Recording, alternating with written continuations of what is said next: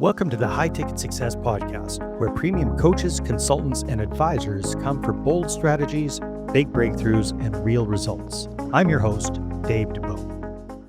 Hey gang, welcome back. Today I've got a special guest zooming in from Florida. Josh Elledge is a very, very accomplished entrepreneur. He's also big time in the podcast world. And Josh comes from a background of working in the military for a lot of years. And also, he's one of these guys that's really good in front of a microphone, in front of a camera, because he's got a professional background in journalism as well, if I'm not mistaken, Josh. Is that correct? Yeah. Josh, but that's a lot of pressure now, Dave, that you've put on me, because now the audience is like, well, we'll see. It takes the pressure off of me, man. Now it's all up to you. You get to carry my show, Josh. Awesome. But anyhow, Josh, welcome. Looking forward to our conversation. We're kind of both in the same podcast space. We help people start podcasts. And these days, you're also helping people really leverage being a podcast guest. Now, tell me a little bit about why this has become such a kind of a passion project for you. Listen, I'm going to get our friend that's listening to our conversation's attention right now. There is no better ecosystem on the planet for business and sales development than podcasting. And I will prove that over this rest of this conversation. How's that for an opener? There you go. There you go. Now we got something to stick to you. Stick you to. So let's jump in. So tell us a little bit about why, I mean, you and I both drank the podcast Kool-Aid. Why is it so important for people to get booked in as guests on other people's podcasts? Yeah. So, listen, I'm a big fan of being involved in both sides of the coins, and each side of the coin have their advantages, depending on what your goals are. And so today there is so much noise out there that competes for our clients and our audience's attention that if we think that today we can just simply hide out behind our computer screen and have it magically come to us, or that we can just do TikTok dances and drum up business in B2B, that's just not the reality. Yeah. So, over the past 6 years, we've had the opportunity to help launch over 300 B2B podcasts. We've generated more than $40 million in sales for our clients. And one thing that we have seen is that leaders, if you're looking to do business with leaders, well, leaders generally gravitate toward the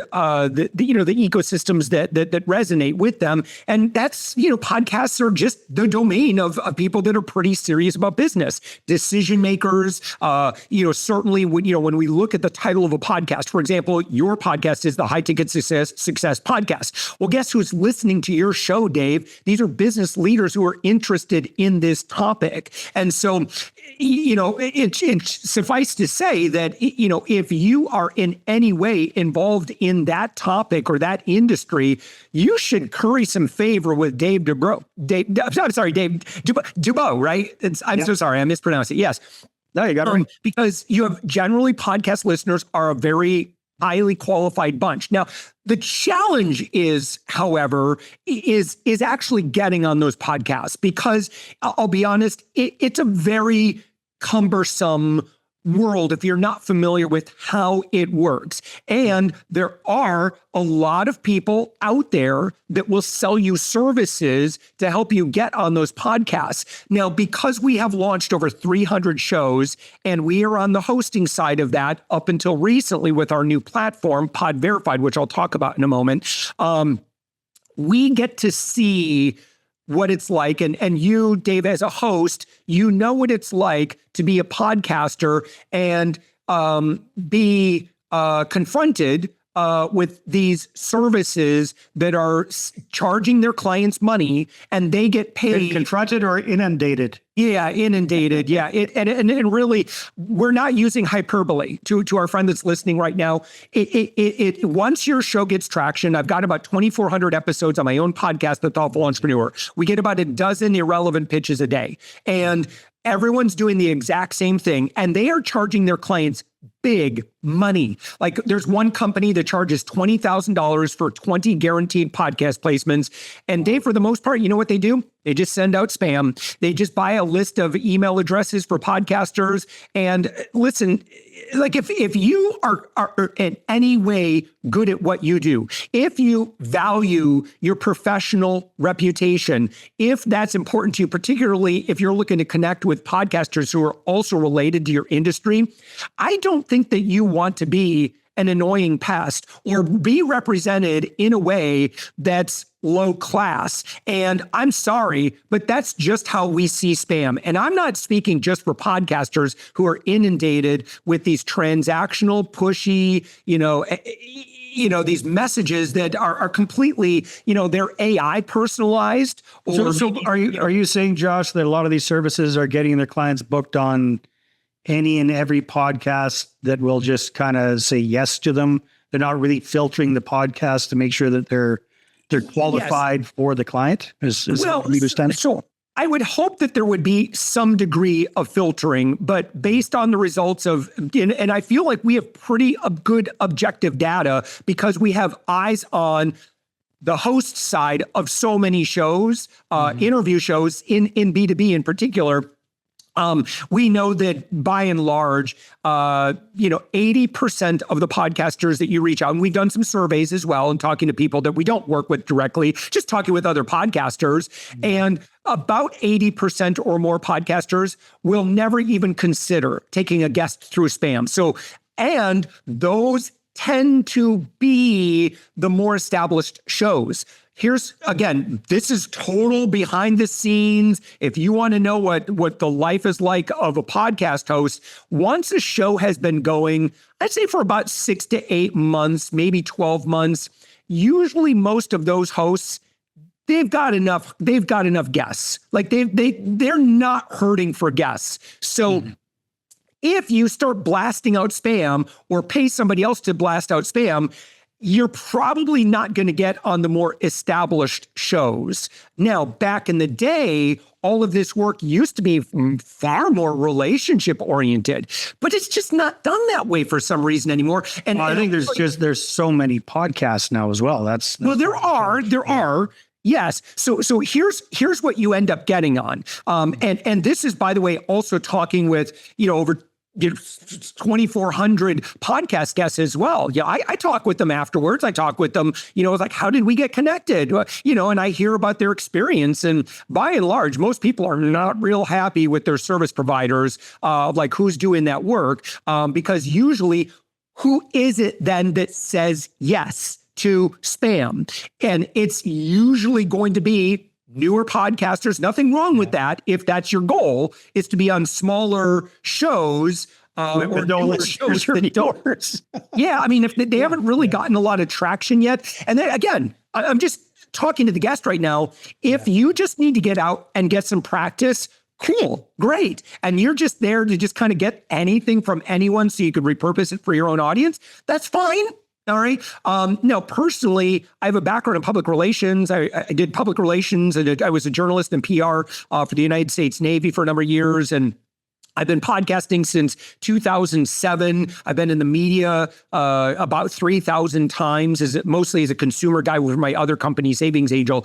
But yeah, that to me does not feel like good ROI if you're paying a few $100s per placement. Oh yeah, or up to $1,000 for sure. Yeah, well, right. So understanding all of that, Josh, what have you decided to offer instead? Like, what is the service that you guys offer that kind of fills that gap, fills that need?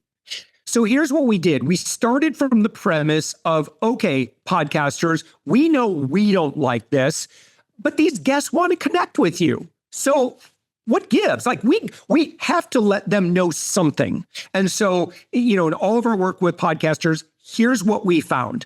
First off, podcasters just simply are also, they have their own goals, right? Podcasters are business owners as well. They have a goal. They want to grow their audience. They want to grow their impact. They're growing their own sales and that sort of thing. So the goal of a podcaster usually is to get the best quality guests that they can. So what we created is the first of its kind, basically Credit Karma for podcast guesting. This is really important for the hosts. Like, they just need to know where you are, right? And so then what we do, so a guest will go through, answer a few questions, our AI and everything's going to go through, and it's basically going to scrub the internet looking for your perceived value as a podcast guest, and then it's going to give you a score, right? And it's somewhere from 0 to 100. Now, you could do it. It's free. It's completely free. You don't have to pay a dime, but you just go to podverified.com and you get your free score. Then we'll also teach you what podcasters have been saying and what they want. And let's get into part 2 of this now is, okay, well, now I know my score. Let's say I'm a 35. Your goal is to be on shows as a guest that book a lot of 35s, right?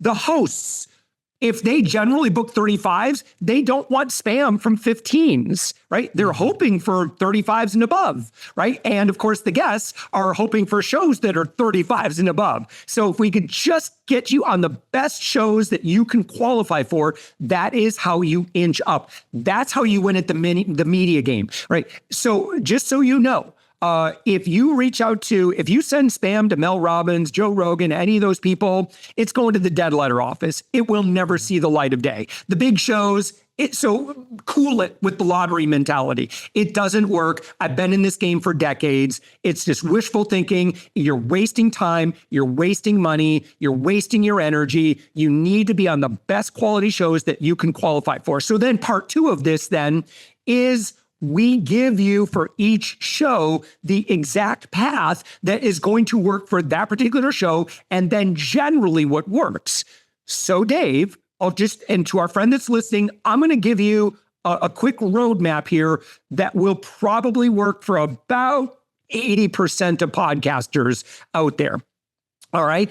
Do not send them spam. First off, period. And when you get into Pod Verified, you're going to learn very quickly. And I'll go through this in a little bit more detail. By the way, it's all free. So I'll teach you, kind of all this stuff, and there's no charge for it. Now, once you know your score and you know exactly how it works, sure, we can do, guaranteed placements. We only charge you if, we get you a great placement and stuff. But that's completely up to the guy, to the person who's checking out Pod Verified. But let me teach you right now generally what works. Okay, sure. So first off, and I think I'm probably going to get you nodding your head a lot. Every time I talk about pod, I haven't had a single podcaster say, no, this is a bad idea yet. So, and again, this is based on a lot of research. So number 1, and this is going to be shocking, but the goal here is not about treating podcasters like they're just some gateway to an audience, right? Again, this is relationship. You are talking peer-to-peer with other leaders, so you don't spam at them and you don't treat them like it's their job to work for you, right? That's not how it works. If you do, you may as well just cut the podcaster a check. So you don't do that. So again, what you're looking to do is looking for a collaboration with a content creator who's also, successful and runs their own business. So first step 1, it's a 3-week warm-up. This is what it does. So week 1, you subscribe to the podcast, you listen to it. And I'm sorry, I wish I could tell you that there was a shortcut path to this, but if you're not willing to do this, I don't think media is for you. I think you ought to just stay in paid money if you don't want to engage with other professionals in that way. But you're just simply going to have to get to know the content a little bit. I'm not talking hours and hours. Man, just listen to one episode, scan through their social media, get to know them. What you're looking for are values alignment. That's really important. What do they care about? What is their mission purpose? Right, of that show, and just get familiar in week 1. That's your only job. 30 minutes, 45 minutes top. It's worth it, because what I want you to do is have you spend more time with fewer people, but higher quality people. As long as you're kicking around at the kiddie table, you're not going to... Yeah. So it's a rifled approach, not a shotgun. Yeah, right. Exactly. Yep. So step 1, Familiarize yourself. Week 2, I want you to start engaging as a peer, but a fan. Right? No podcaster is ever going to throw away fan mail. I can tell you that. Listen, it's 2,400 episodes. If I were to tell you that my fan feedback is modest, it might be even a little bit of an overstatement. So, Yeah, I've done close to 2,000 episodes myself, Josh. I'm not getting bad mail. Get a lot of solicitation, very little. Yes. Just pure fan mail. Isn't this crazy? It's like you can either go in one door or you can go in the other door. Now, I'm a big fan. If you haven't gathered yet, if you're familiar with the work of Bob Berg, the Go-Giver, I am a huge fan when it comes to sales and business development. I'm a huge fan of the Go-Giver. So week 2, this is not that hard, right? Just engage on their social media. Okay, share some of their content, tag them, show them that you are promoting their work. You will be seen. You will be recognized. Podcasters are starving for this. It's all it takes. And be genuine. Please just be genuine, be a nice person. If you're not a nice person, again, I don't think media and podcast guesting is for you. So, but most people are good people. Okay. So finally, in week 3, and by the way, at Pod Verified, I give you like the whole roadmap so you can print all this stuff. It's free, like I said, or if you want us to partner with you, we'll do it on, performance basis. But there's in week 3. And when I say like we do it, like we write everything and kind of manage all the outreach and stuff. But okay, so week 3, what you're going to do now is once you get, and not until you get acknowledgement back on their social media that they see you, that you've gotten some sort of response. Okay, Dave appreciates me. I sent him a nice message and Dave said, hey, Josh, thanks so much for commenting. Yeah, I agree. Whatever, right? That's what you're looking for. And again, you're just looking for peer-to-peer collaboration energy. But in week 3, I would probably say something like, Dave, listen, I've been listening to your episode. It sounds like you and I share a lot of the same values. We're both passionate about helping, folks do sales better in a non-salesy kind of way and, be able to put that on autopilot. Listen, I don't know if you'd be open, and of course you could always say no, but I would be honored to collaborate on a podcast episode. I don't know if you have an assistant or if you have an application, but if you could let me know what that is, I'd be so grateful. And again, if I'm not a fit, totally cool. Now, that energy, Dave, that I just shared right there, nobody does that. I don't know why. It used to be in traditional public relations, it used to be much more that way. But the broy spammers, I'll tell you why it is. Broy marketers got into podcast guesting and they ruined it. So a bunch of marketers looking for commissions and they're just looking for the lazy way out. Those who value human connection, like we do at Up My Influence and Pod Verified, we will always win. It might feel like it's a little bit, slower path initially, but then you'll get to a point where you will not be able to outgive the marketplace because you've shown up in your industry in a generous way. You're not the little amateur bros that are just trying to sell, hustle. There's nothing wrong with that. It's just a different approach. And what I can tell you is that if you're trying to sell big ticket, that's going to be really hard in my experience. Here's another thing that I've found has worked really well. I love everything that you said, Josh. Agree with it 100%. And I think it's super, super smart. You've given us a great pathway there. One thing I like to add in there is the other thing all podcast hosts love are 5-star ratings and reviews for their show. So that, going into Apple Podcasts and leaving that 5-star review and that sort of thing, very, very helpful there. The other thing, because you work with a lot of podcasters, if you happen to have your own podcast and you're looking to get booked on other people's podcasts, it's kind of a no-brainer. One way you can do that, you can do all of what Josh just mentioned, and then instead of asking them to be on you to be on their podcast, invite them to be on your podcast first. Start the relationship there, and then very, very light. Well, they're probably going to have you on the show anyhow, but if you do that as well, then it's almost a no-brainer that they're going to reciprocate.